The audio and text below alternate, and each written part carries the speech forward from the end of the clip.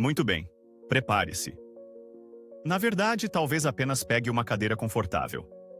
Esqueça os heróis estoicos e os pôres do sol românticos que você vê nos filmes. Estamos aprofundando no verdadeiro Velho Oeste americano.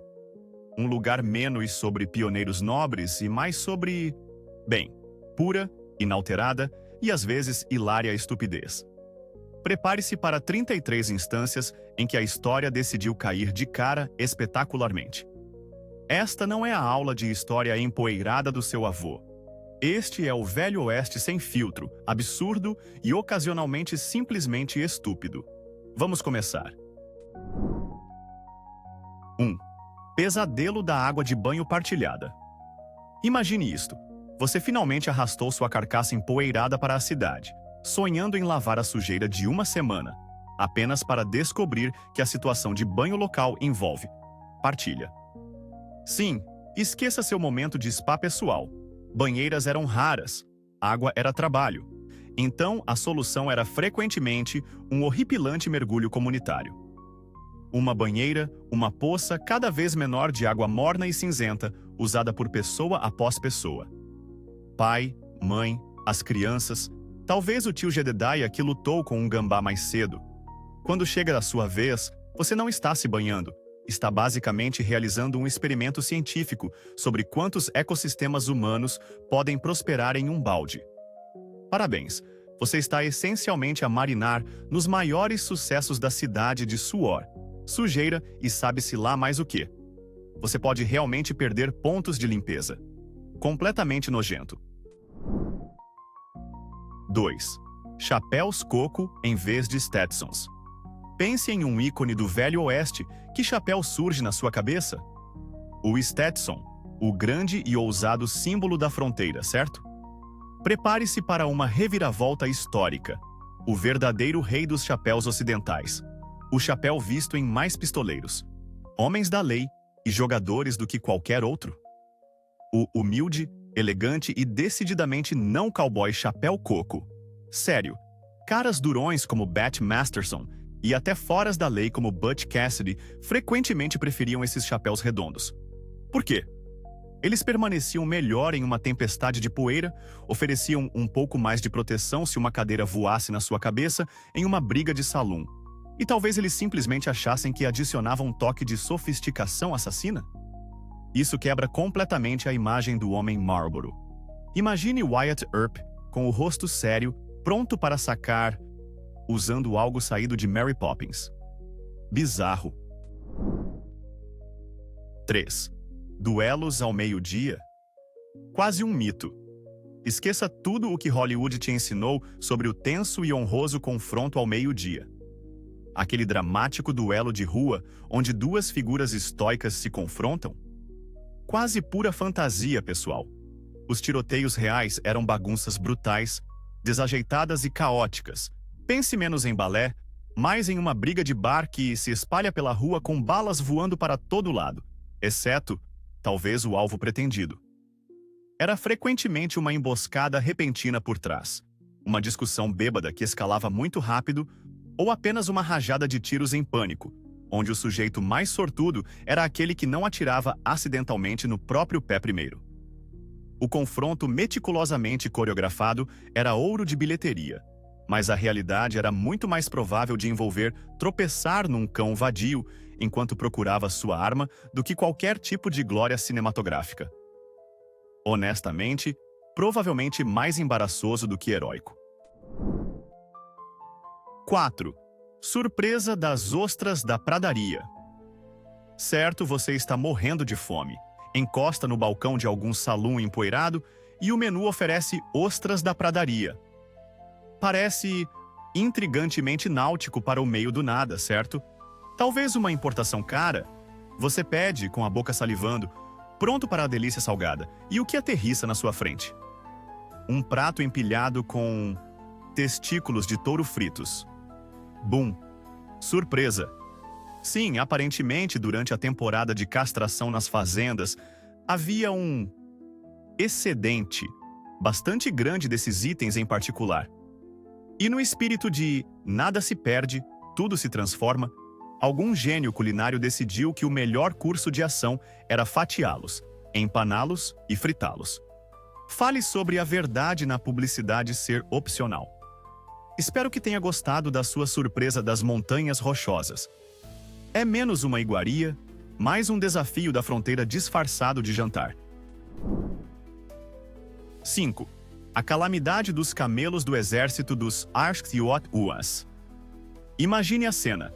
Algum oficial de alto escalão do exército dos Iwash-Yeshu, provavelmente olhando para um mapa, tem uma ideia tão cegamente brilhante que, na verdade, é apenas burra. O sudoeste americano parece o Egito meio que. Vamos arranjar camelos. E eles realmente fizeram isso.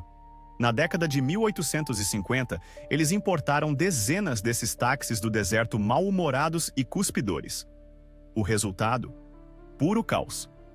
Os camelos cheiravam, segundo os relatos, como um estábulo que entrou em uma briga com um lixão e depois pegou fogo. Eles assustaram os cavalos e mulas, que nunca tinham visto feras tão desajeitadas e cheias de protuberâncias. Seus pés não eram feitos para rochas, e os soldados treinados para lidar com cavalos ficaram completamente perplexos. Foi um fracasso caro e embaraçoso. Os camelos foram eventualmente leiloados ou simplesmente vagaram para o pôr do sol, provavelmente resmungando maldições de camelo sobre o destino manifesto. Gênio. 6. Curas milagrosas de cocaína e ópio. Sentindo-se um pouco indisposto no Velho Oeste, com tosse, dor de dente, angústia existencial, cansaço geral de desviar da disenteria e de balas? Não tema. Vendedores viajantes e boticários locais tinham o elixir perfeito. E por elixir, queremos dizer um coquetel potente e completamente não regulamentado de álcool, ópio, morfina, heroína ou até mesmo cocaína. O xarope calmante da Sra. Winslow, comercializado para bebês agitados, era basicamente um copo de morfina.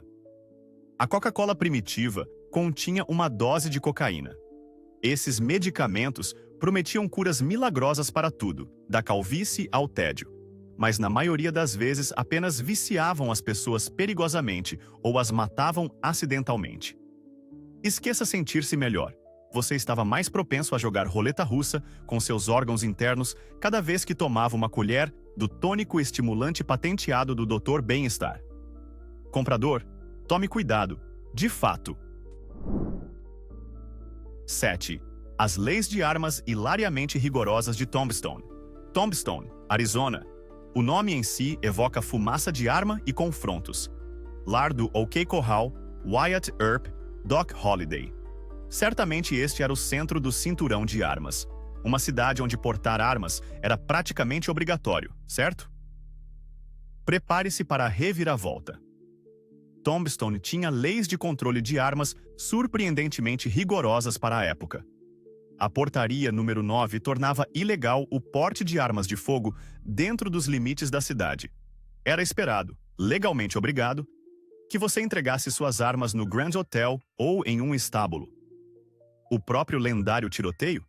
Ele começou precisamente porque os Earps, agindo como homens da lei, confrontaram os Clantons e McLaurys por violarem essa mesma portaria. Então, a cidade do tiroteio mais famoso do Velho Oeste estava ativamente tentando ser uma zona livre de armas. A ironia é mais espessa que o uísque de saloon. 8. Cowboy era originalmente um insulto. Pense em cowboy. Você vê John Wayne, individualismo rústico, um herói cavalgando em direção ao pôr do sol. Essa imagem romântica? Principalmente um exagero fabricado. No final do século XIX, especialmente logo após a Guerra Civil, chamar alguém de cowboy não era um elogio. Era frequentemente mais próximo de um insulto. Frequentemente, referia-se aos jovens, muitas vezes pobres, peões de gado rudes e turbulentos, conhecidos por serem barulhentos, itinerantes e talvez não os esporões mais afiados nas botas. Implicava falta de sofisticação, talvez até mesmo desonestidade. Definitivamente não a lenda de mandíbula quadrada que imaginamos. O brilho heróico foi polido mais tarde por romancistas baratos e pelos shows de Wild West de Buffalo Bill, que precisavam de um herói comercializável.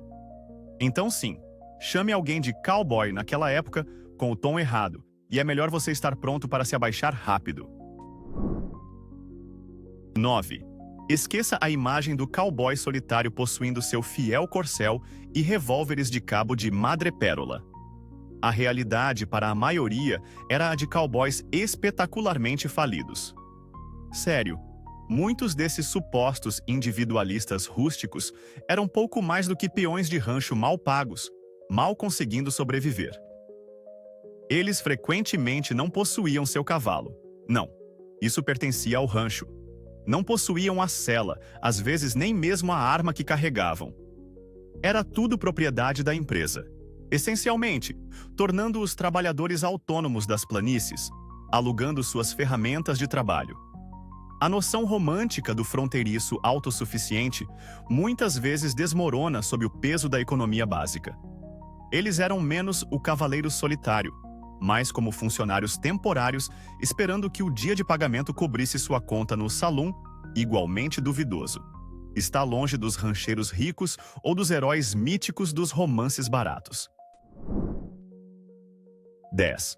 Enquanto os romances baratos enchiam páginas com tiroteios heróicos, uma forma muito mais comum e francamente mais boba de chumbo encontrar carne era o clássico incidente: "Ops, atirei em mim mesmo". Ferimentos acidentais por arma de fogo auto-infligidos eram ridiculamente frequentes no Velho Oeste. Imagine peões desajeitados atrapalhando-se com armas de fogo desconhecidas, talvez depois de alguns goles demais daquele uísque questionável, e bang! De repente eles estão pulando, segurando um pé sangrando ou pior. Esqueça os duelos de saque rápido, mais ferimentos provavelmente vinham de guardar uma arma carregada incorretamente ou limpar uma arma que eles esqueceram que estava carregada. Não era dramático, não era heróico, era apenas um testemunho doloroso, muitas vezes embaraçoso, do fato de que manusear armas letais exige talvez um pouco mais de foco do que era comumente disponível. Ops! 11. Falando de lendas, vamos falar sobre Wild Bill Hickok, um homem cuja reputação era tão vasta quanto as próprias planícies, talvez até maior, graças à sua própria habilidade para contar histórias e à contagem de corpos potencialmente inflacionada de Wild Bill, possivelmente incluindo seu próprio delegado. Embora famoso como um pistoleiro mortal creditado com dezenas de mortes, historiadores suspeitam que Bill inflacionou bastante seu currículo. Mas a cereja no topo deste bolo de caramelo lendário é a história persistente e embaraçosa de que, durante um tiroteio caótico em Abilene, Hickok, acidentalmente, atingiu seu próprio delegado, Mike Williams, que estava correndo para ajudá-lo. Imagine a papelada desse caso. Seja estritamente verdade ou não, o fato de ser uma parte plausível de sua história captura perfeitamente a realidade caótica, desajeitada e longe de ser perfeita, que muitas vezes se esconde por trás das maiores lendas do Velho Oeste. Embaraçoso. 12. Precisava dar um retoque no layout da cidade ou simplesmente decidiu que o salão tinha uma vista melhor do outro lado da rua? Sem problemas. Esqueça as leis de zoneamento e as equipes de demolição. No Velho Oeste, mover edifícios inteiros como se fossem móveis gigantes era uma prática surpreendentemente comum, ainda que completamente maluca. Se uma estrutura não estivesse idealmente posicionada, eles simplesmente a içavam sobre toras ou patins enormes, atrelavam uma porção de bois ou cavalos e literalmente arrastavam o edifício, igreja, loja, casa, o que fosse, para seu novo local. Imagine olhar pela sua janela e ver o armazém geral deslizando lentamente. Era a engenhosidade da fronteira, unida à pura força bruta. Uma espécie de rearranjo doméstico surreal e em grande escala que parece incrivelmente prático e completamente insano pelos padrões modernos. Querido, não gosto do banco ali, vamos movê-lo. 13. Nas planícies sem árvores e sentindo um frio, a madeira podia ser mais escassa do que a honestidade em um jogo de pôquer. mas os colonos engenhosos não se deixaram abater. A solução deles? Queimar fezes secas para aquecimento. Sim, você ouviu certo. Esterco de búfalo seco, carinhosamente conhecido como Buffalo Chips, tornou-se uma fonte de combustível primária. As famílias passavam horas coletando esses bolos secos ao sol. Imagine a atividade de união familiar. Crianças vão coletar as fezes inflamáveis. Embora prático, supostamente criava um aroma pungente e persistente que era único. Esqueça a imagem romântica de toras estalando na lareira. O aconchego da fronteira muitas vezes cheirava suspeitosamente, como se uma convenção K9 tivesse sido realizada em ambientes fechados. Isso dá um novo sentido a uma calorosa recepção, não é? 14. O Pony Express. Cavaleiros audaciosos cruzando o continente, enfrentando perigos para entregar correspondência em velocidades sem precedentes. É um dos símbolos mais duradouros do Oeste. E também o Pony Express foi um fracasso financeiro rápido, famoso e espetacular. Este serviço lendário, apesar de todo o seu apelo romântico e logística genuinamente impressionante, durou apenas cerca de 18 meses. 18. Por quê? Porque assim que começou a galopar, a linha telegráfica transcontinental foi concluída, fazendo com que a correspondência entregue a cavalo parecesse bem, enviar correspondência a cavalo. Foi um empreendimento incrivelmente caro que nunca chegou perto de dar lucro. Um triunfo de espírito e velocidade, absolutamente. Um modelo de negócio viável? Nem de longe.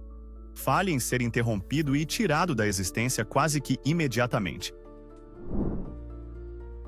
15. Esqueça teatros sofisticados ou bibliotecas. Às vezes o entretenimento da fronteira se tornava realmente muito básico, como a alegada existência de concursos de cuspe altamente competitivos. Embora talvez embelezada ao longo do tempo, a ideia persiste de que em algumas cidades rudes e turbulentas, homens, e presumivelmente apenas homens, espera-se, se reuniam para ver quem conseguia cuspir mais longe ou com a maior precisão, talvez mirando em um cuspidor, talvez apenas em um besouro azarado na calçada. É o tipo de atividade que combina perfeitamente tédio, fanfarronice e um completo desrespeito pelo que poderíamos educadamente chamar de higiene. Imagine as montagens de treinamento. Isso diz muito sobre as formas de diversão prontamente disponíveis, ou a falta delas, quando a expectoração competitiva se torna um esporte para espectadores. Elegante. 16. Com sede depois de um longo dia de cuspe competitivo, talvez? Aproxime-se do salão para um copo de whisky, exceto que este não era o seu bourbon suave e envelhecido. A gororoba da fronteira era muitas vezes um whisky tão vil que provavelmente poderia descascar tinta, possivelmente dissolver suas entranhas. Para esticar os suprimentos ou apenas adicionar um impulso memorável, proprietários de saloons e destiladores inescrupulosos adulteravam sua bebida com qualquer coisa, de terebintina, amônia e pimenta em pó a cuspe de tabaco, formaldeído ou até pólvora. Sério, não era sobre sabor, era sobre potência e lucro. Beber essa coisa era menos uma atividade de lazer, mais como um desafio ou uma aposta desesperada com seu próprio esôfago. Esqueça, beba com responsabilidade. O lema deveria ter sido beba e espere acordar. 17. Aparentemente, o medo de ser acidentalmente enterrado vivo era tão intenso naquela época que as pessoas não apenas se preocupavam, elas inventaram caixões de segurança ridiculamente elaborados para os profundamente paranoicos. Estamos falando de caixões equipados com sinos que você podia tocar, pequenas bandeiras que você podia acenar através de um tubo de ar, talvez até um dispositivo de snorkel. Tudo projetado para o caso de você acordar a 2 metros de profundidade com um sério caso de "ops, foi mal". Imagine o puro terror alimentando aquela indústria. Uma coisa é temer a morte, Outra é investir em botões de pânico pós-morte. É preciso se perguntar quão eficazes eles eram. Boa sorte para conseguir um sinal de sino decente lá embaixo ou para convencer o coveiro de que não era apenas o vento. Uma solução verdadeiramente tola e desesperada para um cenário de pesadelo. 18. A vida na fronteira não carecia de perigos práticos. Cascavéis, bandidos, disenteria. Mas poucas pessoas esperavam que suas próprias calças se juntassem à lista de ameaças. Contudo, graças ao trabalho de mineração e ao uso generalizado de salitre, nitrato de potássio, algumas almas azaradas no Velho Oeste acabaram com, literalmente, calças explosivas. O salitre, usado em pólvora e explosivos de mineração, às vezes empregava as roupas dos mineiros durante o trabalho, especialmente ao secá-las perto de chamas abertas ou fogueiras. Você provavelmente consegue imaginar onde isso vai dar. Adicione um pouco de calor, um pouco de atrito e bum! Parabéns! Suas calças agora são um rojão. Imagine tentar explicar essa lesão aos seus amigos. Não, sério, não foi o uísque nem a briga de pôquer, foram minhas calças. É difícil parecer durão quando seu próprio guarda-roupa encena um motim. Esqueça brigas de salão ou duelos. Às vezes a coisa mais mortal na fronteira era o dia de lavar roupa. 19. A vida na fronteira exigia resiliência, praticidade e espartilhos agonizantemente apertados, mesmo ao andar a cavalo.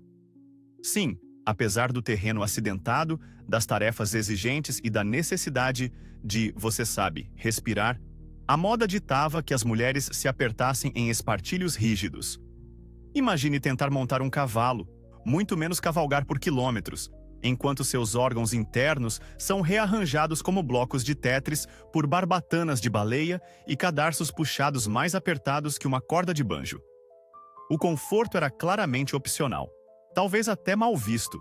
É um nível de dedicação a parecer adequado que beira o absurdo masoquista. Esqueça bandidos ou cascavéis.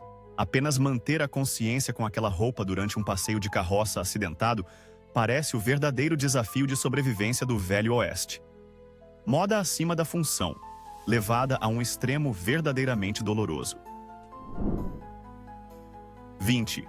Bem-vindo a Deadwood, em 1880, uma cidade que experimentava um rápido crescimento e, consequentemente, o lendário Grande Fedor, causado por níveis verdadeiramente épicos de má gestão de lixo. Não estamos falando de algumas lixeiras transbordando aqui.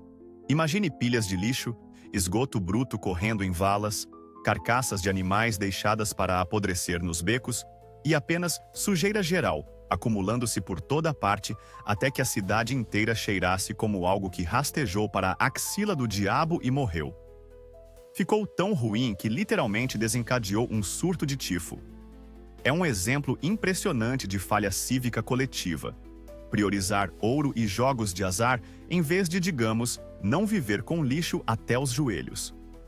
Acho que saneamento básico não era tão emocionante quanto um jogo de pôquer até que as pessoas começassem a cair como moscas de doenças preveníveis. Boa jogada, Deadwood. Inteligente mesmo. 21. Esqueça as estradas pavimentadas. Navegar pelas ruas de muitas cidades do Velho Oeste envolvia desviar e zigue-zaguear constantemente por uma pista de obstáculos de maçãs de estrada, que é o termo educado, quase encantador para esterco de cavalo. Sendo os cavalos o principal meio de transporte, as ruas das cidades eram basicamente campos minados de esterco, em todo lugar, o tempo todo. Atravessar a rua não era apenas uma caminhada, era uma missão estratégica que exigia pisar com cuidado, um estômago forte e provavelmente prender a respiração.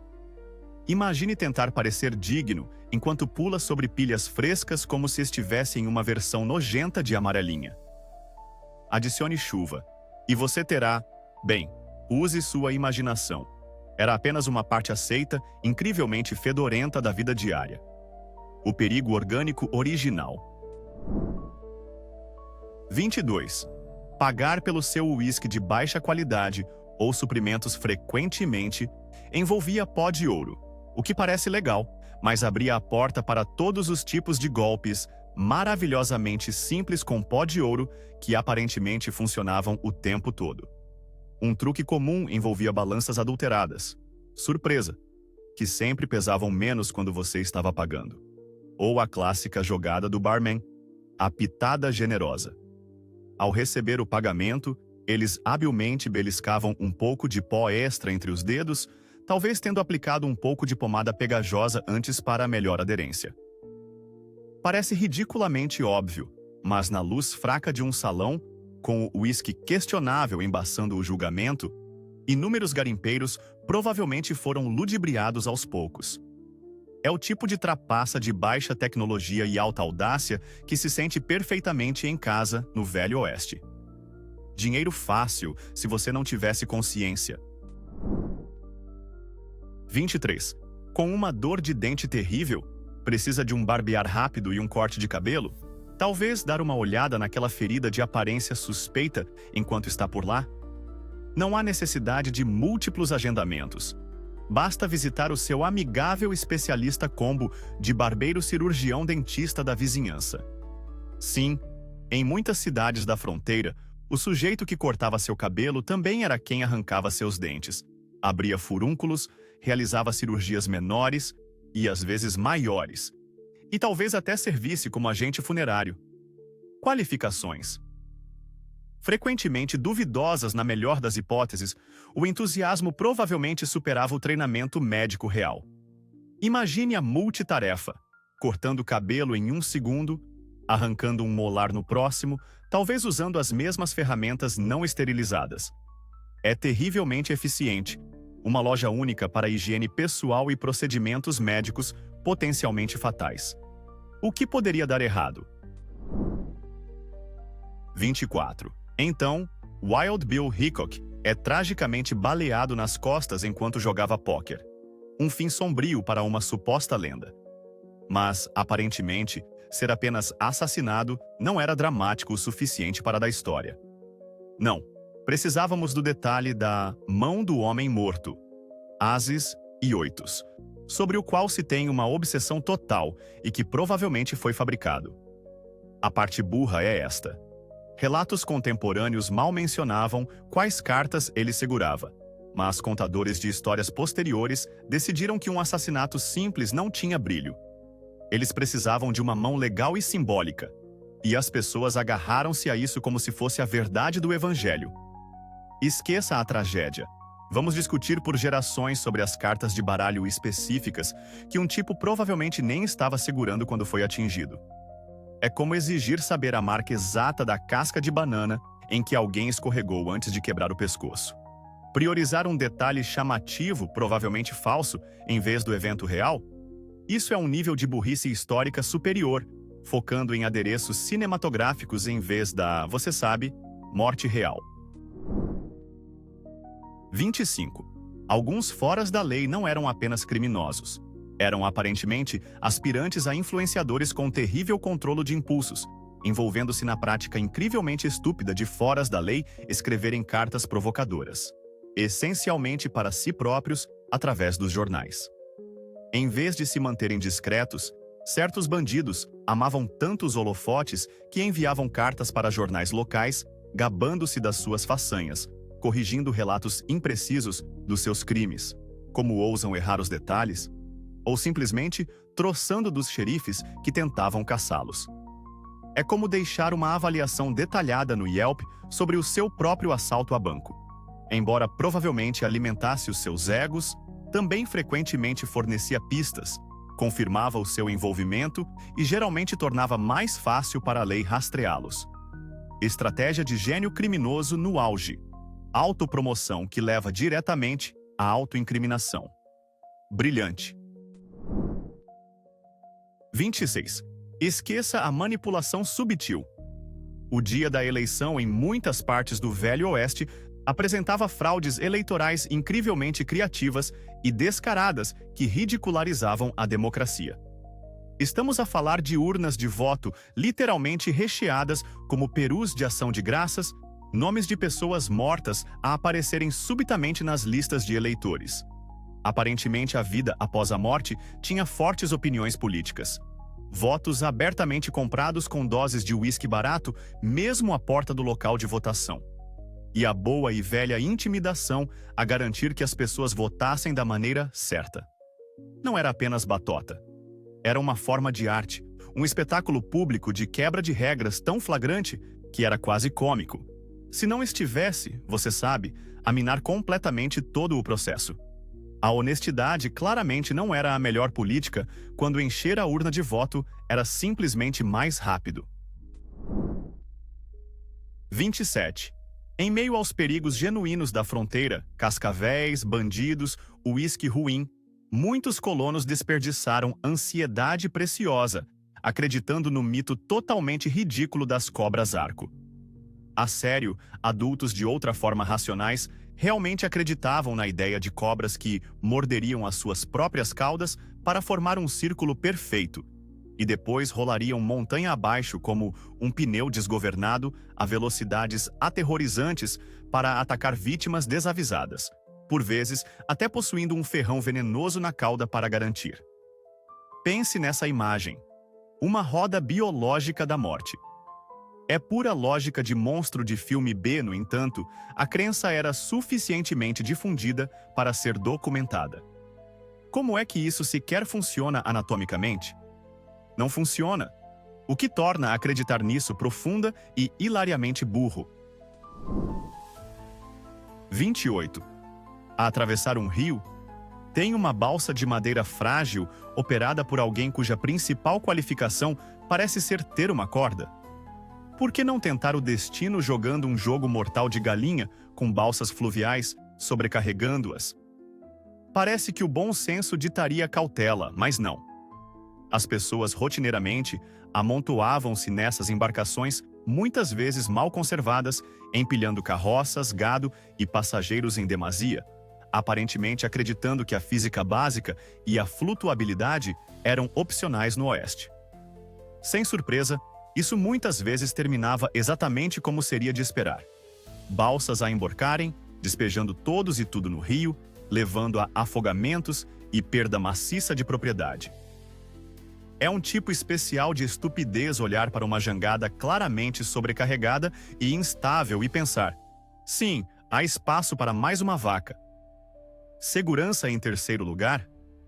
Mas parece que a segurança nem sequer foi convidada para a festa. 29. Algures, nos sagrados salões do planeamento militar, um oficial, possivelmente depois de inalar demasiado fumo de pólvora, concebeu o verdadeiramente brilhante experimento do exército dos Iroquois, com bicicletas para a guerra de fronteira. Sim, no final do século XIX, o exército formou realmente corpos de bicicleta, pensando que estas máquinas e esguias seriam perfeitas para reconhecimento e movimento de tropas através da paisagem acidentada do Oeste. Imagine soldados, carregados com equipamento, a tentar pedalar bicicletas pesadas e primitivas sobre trilhos rochosos, através da areia, subindo montanhas. Foi um desastre total. As bicicletas partiam-se, os soldados caíam constantemente, e navegar pela verdadeira natureza selvagem provou ser impossível. Foi menos uma vantagem tática, mais uma rotina de comédia de slapstick que se encontrava com joelhos esfolados e egos magoados. Um exemplo perfeito de uma solução que procura desesperadamente um problema que absolutamente não consegue resolver. 30. O que você ganha quando um homem condenado em Placerville, Califórnia, apelidada de Hangtown por sua justiça rápida, faz um pedido de última refeição final e extravagante? Aparentemente, você obtém o Hangtown Fry, uma bizarra última refeição que de alguma forma se tornou uma iguaria regional. A história conta que um prisioneiro prestes a ser enforcado exigiu um prato sofisticado usando os ingredientes mais caros que ele conseguia imaginar: ostras frescas, enviadas para o interior a um alto custo, e ovos. Alguém o preparou e, inexplicavelmente, essa estranha combinação de ostras fritas, ovos e muitas vezes bacon pegou. Agora é considerado um prato californiano clássico. Celebrar um prato nascido do último desejo estranhamente específico e ligeiramente desafiador de um homem condenado? Isso é unicamente mórbido e, honestamente, meio idiota. A história da comida é estranha, pessoal. 31. Quando os pioneiros estabeleciam um novo assentamento, quais eram as prioridades absolutas? Abrigo? Água? Não. Muito frequentemente, era a construção de saluns, frequentemente múltiplos saluns, antes de se preocuparem com trivialidades como escolas ou igrejas. Você chegaria a uma cidade novinha em folha e encontraria 3 lugares para ficar completamente bêbado: um bordel, talvez uma loja de conveniência vendendo feijão superfaturado, mas esqueceria de educar as crianças ou salvar a alma de alguém. Isso poderia esperar. Isso pinta um quadro vívido das prioridades da fronteira: gratificação imediata, escapismo e lucro em detrimento da infraestrutura comunitária ou do planejamento de longo prazo. É preciso que os lucros do uísque estejam fluindo antes de se preocupar com o pequeno time aprendendo o ABC. Faz todo o sentido se o seu objetivo é o caos máximo e ressacas. E 2. Esqueça a verificação de fatos. Muitos jornais do Velho Oeste operavam com o princípio de imprimir ficção pura e não adulterada e passá-la como notícia, porque a realidade era simplesmente muito chata. Editores e escritores frequentemente publicavam contos exagerados ultrajantes, farsas elaboradas sobre criaturas míticas ou curas milagrosas, e relatos de eventos selvagemente sensacionalistas com pouca ou nenhuma consideração pela precisão. Os leitores muitas vezes devoravam essas coisas. Pense nisso como a era de ouro das notícias falsas, abraçada com entusiasmo. Precisa vender jornais? Basta inventar uma história sobre um bezerro de 2 cabeças recitando Shakespeare ou uma descoberta de ouro guardada por texugos gigantes. A linha entre jornalismo e narrativa imaginativa era, na melhor das hipóteses, tênue, e muitas vezes alegremente atropelada por cliques. Ou o que quer que fosse o equivalente no século XIX. Idiota, mas divertido. 33. Talvez o auge da credulidade do Velho Oeste, alimentada pela ganância, tenha sido a Grande Farsa dos Diamantes de 1872, onde investidores incrivelmente ricos foram fantasticamente enganados. 2 astutos garimpeiros convenceram algumas das mentes financeiras mais brilhantes da época. Estamos falando de banqueiros, políticos, até mesmo o fundador da Tiffany & Co., de que haviam descoberto um enorme campo de diamantes no meio do nada. Investidores despejaram fortunas nisso. A realidade? Os garimpeiros simplesmente compraram joias baratas de grau industrial e as espalharam pelo local, salgando a mina, para criar a ilusão de riquezas. A escala pura do engano e a monumental tolice de homens supostamente brilhantes caindo em um truque tão simples, cegos pela febre do diamante, é impressionante. Um MOPS não é suficiente para cobrir a perda de milhões em brilhos falsos. Isso é estupidez histórica de primeira linha, de alta qualidade. Então, aí está. 33 vislumbres do lado menos glamouroso, mais absurdo e francamente idiota do Velho Oeste americano. Não foi tudo confrontos heróicos e sacrifícios nobres. Às vezes, eram apenas ideias ruins, crenças estranhas e pessoas tropeçando nos próprios pés, metafórica e literalmente. Faz você se perguntar o que futuros historiadores acharão hilariamente idiota sobre o nosso tempo, certo? Que moda ou crença moderna você acha que entrará na lista dos fatos mais idiotas do século XXI?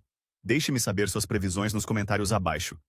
E ei, se você gostou desta viagem por vergonhas históricas, faça-me um favor. Clique no botão de curtir e assine para mais história estranha.